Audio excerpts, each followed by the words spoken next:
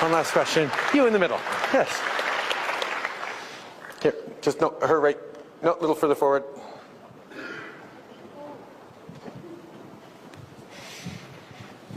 Assalamu alaikum and good evening, Mr. Prime Minister. Alaikum salam. And respectable ladies and gentlemen. My name is Bushra Mughal and I'm doing PhD Electrical Engineering from Lakehead University under supervision of Dr. Salama Ikki. I'm an international student and my home country is Pakistan. Mr. Prime Minister, I actually don't have any question today, but I need to say something. And I would like to thank you very much for your truly kind words, support and gesture of love and acceptance and respect towards all the Muslims around the world after New Zealand massacre.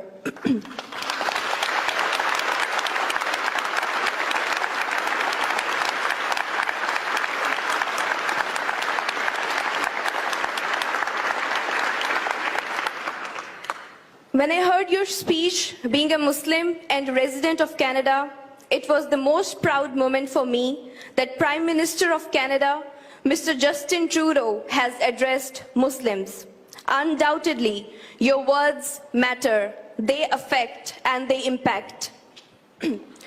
Mr. Prime Minister, I thank you very much, and I must say in the end that because of the way you have addressed Muslim community in your speech, undoubtedly I feel more secure among all the countries in Canada right now. So,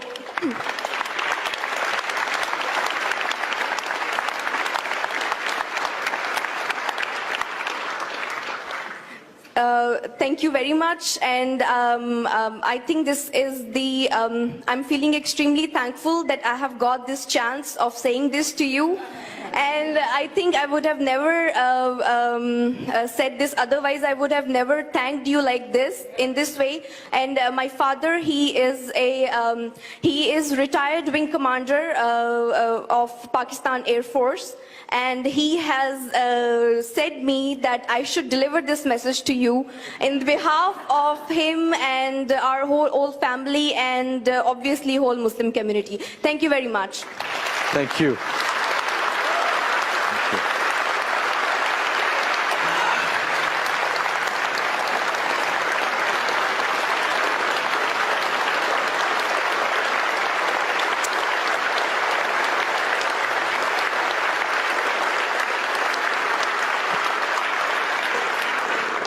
You know, we live in a world that is kind of scary sometimes, where we see terrible, horrific, hate-filled tragedies and attacks and terror attacks happening around the world. We had one here in Canada 2 years ago where 6 men were gunned down in a mosque just outside of Quebec City just because they were Muslims. And what happened in Christchurch is yet another example of the intolerance and hatred that does exist.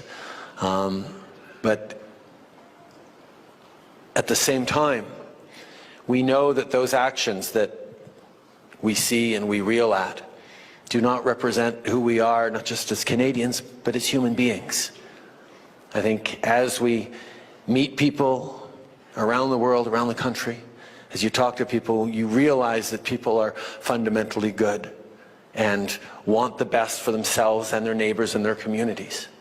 At the same time, we are in a time of transformation, of stress, of globalization, of economies changing, of people uncertain about their future, of tensions because of climate, because of resource depletion, because of economic gaps and knowledge and spread of information and misinformation and tools of hatred that are used on the internet in ways that we hadn't seen before, that can make a lot of people feel unsafe.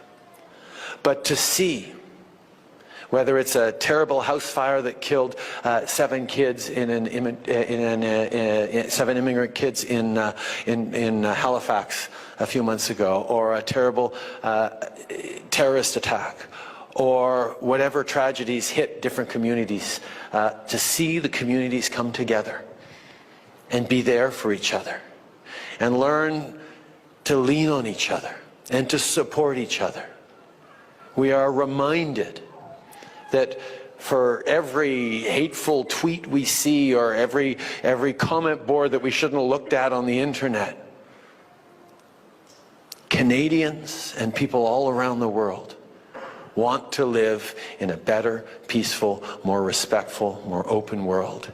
And every chance we get, we step up and prove that those who want to bring out what is most vile amongst us will always fail, because we are always ready to step up and show what is very best among us with our actions and with our reaches out. And so that's just what we have the opportunity to do in Canada, and what we can be doing more around the world. Merci.